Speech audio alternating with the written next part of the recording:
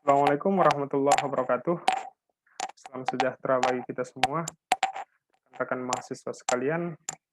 Pada pertemuan kali ini, kita akan membahas mengenai etnisitas dalam masyarakat Indonesia.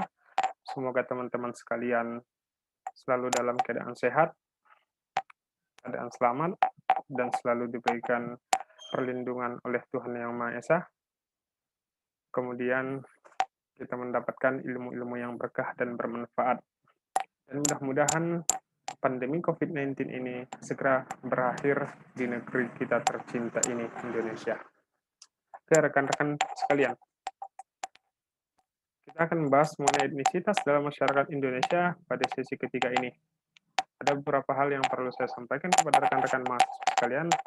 Yang pertama, saya berharap kepada rekan-rekan sekalian agar menyimak video ini, kemudian memahaminya. Apabila ada hal-hal yang ingin ditanyakan, silahkan kita diskusikan di dalam forum diskusi. Kemudian pada sesi ketiga ini, kita akan mengerjakan tugas. Saya berharap kepada rekan-rekan mahasiswa sekalian untuk mengerjakan tugasnya tepat waktu sesuai dengan yang diminta di dalam sesi ketiga ini. Jadi silahkan dikerjakan dan dikumpulkan secepatnya, jangan sampai lewat atau dianggap terlambat. Sebagai pengantar, materi kali ini akan membahas tentang pengertian etnis dari berbagai sudut pandang, sejarah perkembangan Indonesia hingga kondisi etnis saat ini. Yang pertama, pengertian konseptual etnisitas. Yang kedua, makna etnisitas dalam konteks masyarakat Indonesia. Yang ketiga, menjelaskan hubungan antar etnis dan kaitannya dengan integrasi nasional. Oke, rekan-rekan sekalian, kita langsung saja masuk. Sebelum kita membahas etnisitas, kita harus pahami dulu apa itu etnik dan etnis. Dan mungkin saja perlu kita pahami dengan yang namanya ras. Karena banyak orang yang beranggapan bahwa etnis, kemudian kalau kita masukkan ke dalam ras itu hampir digolongkan orang itu sama. Sebenarnya itu berbeda. Kalau dia etnik ini adalah orang-orang dalam suatu kelompok. Jadi ketika disebut dengan yang namanya etnik berarti ada orang atau kelompok orang di dalam suatu kelompok. Sedangkan etnis adalah kelompok orang-orang. Itu bedanya. Etnik orang-orang dalam kelompok, sedangkan etnis kelompok orang-orang. Itu dia beda daripada etnik dan etnis. Kemudian kalau kita kaji ras itu berbeda pula dengan apa yang disampaikan di dalam etnik dan etnis. Karena ketika kita membahas ras ini lebih condong kepada fisik daripada manusia. Makanya di dalam konsep ras itu sebenarnya berasal dari bahasa Perancis dan Italia, raza, yang dapat diartikan sebagai perbedaan variasi dari penduduk atau pembedaan keberadaan manusia, baik itu tampilan fisik, rambut, mata, warna kulit, bentuk tubuh. Yang secara tradisional ada tiga, yakni etnisnya itu, rasnya itu ada Kaukasoid, Negroid, dan Mongoloid. Tapi bisa lagi dikembangkan lagi menjadi Australoid, dan satu lagi ada namanya ras khusus. Kemudian, meskipun masih ada rinciannya lagi, ada disebut dengan yang namanya tipe atau golongan keturunan, ada yang namanya pola-pola keturunan, semua kelakuan bawaan yang tergolong unik sehingga dibedakan dengan penduduk asli. Kemudian, kalau dia ras itu bisa disebutkan sebagai identitas berdasarkan pemilikan perangai, kualitas perangai tertentu dari suatu kelompok. Bisa juga disebut dengan yang namanya menyatakan kehadiran setiap kelompok penduduk berdasarkan geografi tertentu, menyatakan tanda-tanda aktivitas suatu kelompok penduduk berdasarkan kebiasaan, gagasan, dan cara berpikir.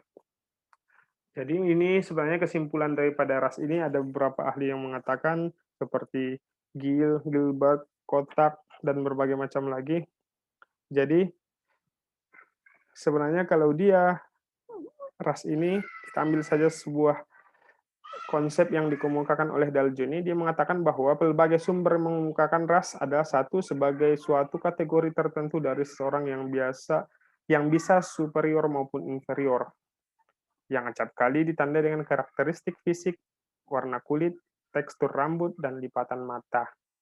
Kemudian bisa juga dipengelompokan manusia ke dalam kategori-kategori yang berbeda berdasarkan karakteristik biologis. Itulah dia ras. Jadi sudah pasti etnik dan ras itu berbeda, tapi keterkaitan antara etnik dan etnis itu hampir sama, hanya penyebutannya ataupun penggolongannya saja yang berbeda. Jadi kalau di etnik ini menyebutkan orang-orang dalam kelompok, sedangkan etnis menyebutkan kelompok dari orang-orang tersebut. Oke, kita lanjutkan. Ini etnik ya, atau etnik berasal dari bahasa Yunani etnos, yaitu bangsa atau orang-orang. Kemudian etnik didefinisikan oleh Thomas Sowell pada tahun 1989. Dia mengatakan bahwa etnik itu adalah sekelompok orang mempunyai pandangan dan praktek hidup yang sama atas suatu nilai dan norma. Kemudian Kunchara Nikrat juga membuat definisi tentang etnik. Dia mengatakan bahwa kelompok sosial atau kesatuan hidup manusia yang mempunyai sistem interaksi, sistem norma yang mengatur interaksi tersebut. Kemudian adanya kontinuitas dan rasa identitas yang mempersatukan semua anggotanya dan memiliki sistem kepemimpinan. Itu menurut Kunchara Ningrat. Kemudian, jadi itu dia etnik, sedangkan etnis ini adalah segolongan rakyat yang masih dianggap mempunyai hubungan biologis. Jadi itulah dia bedanya etnik dengan etnis. Kemudian kalau kita merujuk kepada yang namanya konsep etnisitas, etnisitas itu adalah suatu penggolongan dasar dari suatu organisasi sosial yang keanggotaannya itu didasarkan pada kesamaan asal, sejarah, budaya, agama, dan bahasa, serta tahap mempertahankan identitas jati diri mereka melalui cara dan tradisi khas yang tetap terjaga. Itulah dia pemahaman daripada yang namanya etnisitas. Jadi konsep etnisitas atau ethnicity ini ada beberapa konsep yang menjelaskan tentang etnisitas. Yang pertama, status kelompok orang berdasarkan kebudayaan yang dia warisi dari generasi sebelumnya. Yang kedua, nilai budaya dan norma yang membedakan anggota suatu kelompok dengan anggota kelompok lain. Biasanya para anggota suatu kelompok etnik umumnya mempunyai kesadaran atas nilai dan norma budaya yang sama, bahkan menjadikan sebagai identitas budaya untuk membedakan atau memisahkan diri dengan kelompok lain di sekeliling mereka. Kemudian yang ketiga, penggolongan etnik berdasarkan afiliasi, artinya atas dasar apa sekelompok orang berafiliasi satu sama lain. Kemudian yang keempat, perbedaan dengan ras, bahwa etnisitas merupakan proses pertukaran kebiasaan berperilaku dan kebudayaan secara turun-temurun. Itulah bedanya dengan ras ya. Kemudian yang kelima, identitas yang didasarkan pada kesamaan karakteristik bahasa, kebudayaan, sejarah, asal-usul geografis. Kemudian yang keenam, pembagian atau pertukaran kebudayaan yang berbasis pada bahasa, agama, dan kebangsaan ataupun nasionalisme. Biasanya atas pertimbangan ini etnisitas selalu dihubungkan dengan keyakinan yang berlebihan pada bahasa, agama, dan kebangsaan melebihi kelompok bahasa, agama, dan kebangsaan lain. Nah, itu dia. Ini dia tadi etnisitas. Ethnicity adalah konsep yang menjelaskan. Inilah dia.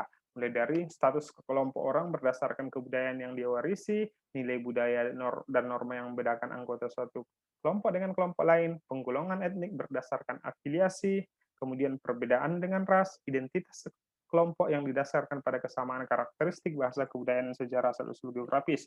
Yang keenam, pembagian atau pertukaran kebudayaan yang berbasis pada bahasa, agama, dan kebangsaan. Jadi sebenarnya itulah pemahaman daripada yang namanya konsep etnisitas.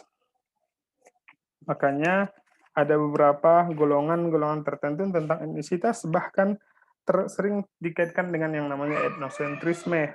Kalau ada kaitan terhadap etnosentrisme itu pun sebuah konsep yang menyatakan sikap emosional sekelompok etnik, suku bangsa, agama, atau golongan yang merasa etniknya lebih superior daripada etnik lain. Biasanya ini paham etnosentrisme ini diperkenalkan oleh William Graham Sumner, seorang antropolog beraliran interaksionisme. Dia mengatakan bahwa manusia pada dasarnya individualistis, cenderung mengikut naluri biologis, mementingkan diri sendiri. Namun karena dia harus berhubungan antar manusia, maka terbentuklah sifat hubungan yang antagonistik, pertentangan yang mencerai-beraikan. Jadi itulah konsep daripada kalau dia merujuk kepada etnosentrisme.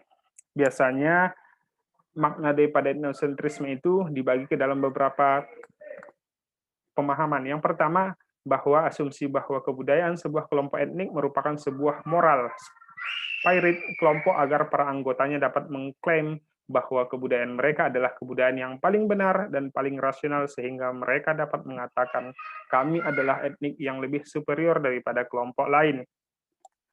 Dian, kadang-kadang yang kedua, kadang-kadang etnosentrisme dapat dikombinasikan dengan rasisme, yakni kepercayaan bahwa seorang individu dapat diklasifikasikan ke dalam kelompok rasial yang berbeda di mana atau disusun kelas-kelas ras berdasarkan alasan biologis. Kemudian yang ketiga, sikap yang muncul dari setiap individu atas nama kelompok yang mengatakan saya memiliki budaya sendiri, kelompok saya atau komunitas dan masyarakat saya lebih unggul daripada kelompok lain. Kemudian yang keempat, sekaligus menunjukkan ketidakmampuan kita untuk mengapresiasi kebudayaan orang lain, kebudayaan etik dan ras lain, dan juga agama, moralitas, sistem politik, bahasa, sistem ekonomi orang lain, dan lain-lain. Kelima, kecenderungan sekelompok etnik untuk menjadikan norma mereka sebagai pengatur lalu meminggirkan norma kelompok lain. Kemudian yang keenam, keyakinan yang melekat pada kebudayaan kita, sehingga kita mengatakan kebudayaan yang kita adalah kebudayaan yang paling hebat. Itulah dia kalau dia paham etnosentrisme. Jadi jangan kita samakan bahwa paham etnisitas dengan paham etnosentrisme itu sama. Sebenarnya itu dua hal yang berbeda. Kemudian kita lanjutkan, etnisitas dalam konteks masyarakat Indonesia ini sebenarnya bisa dilihat dari tiga dimensi. Yang pertama, dimensi historis ataupun dimensi sejarah. Karena etnisitas ataupun etnis-etnis yang ada di Indonesia ini tidak terlepas dari yang namanya sejarah-sejarah. Makanya ada muncul yang namanya sejarah kebudayaan.